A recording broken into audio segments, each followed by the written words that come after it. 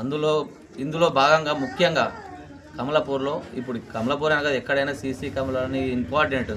ఆ సీసీ కెమెరాలు అనేది చాలామందికి ఈ చైన్ స్నాచింగ్ కానీ ఈ దొంగలు కానీ చాలా ఊళ్ళలో జరుగుతున్నాయి. కాబట్టి అలాంటి పరిస్థితులు ఈ కమలాపూర్ గ్రామంలో కలగకుండా గతంలో సీసీ కెమెరాలు పెట్టిర్రు.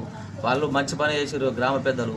అవి ఏమన్నా మరమ్మతులు ఉంటే చేయించడం, లేదా మొత్తం అంటే ఖరాబ్ అయినట్టయితే దాని పరిష్కారం ఏందో మాట్లాడడం. ముఖ్యంగా గ్రామంలో అది గ్రామ పెద్దల సహకారంతోనా, లేకుంటే గ్రామస్తుల సహకారంతోనా, లేదంటే ఈ పాలనా సహకారంతో సర్పంచ్ అనే పాలన సహకారంతోనా చేయాలని ఖచ్చితంగా అనుకుంటున్నాను. ఎందుకంటే ఆ సీసీ కెమెరా అనేది ఇంపార్టెంట్, ఖచ్చితంగా ఉండాల్సిందే.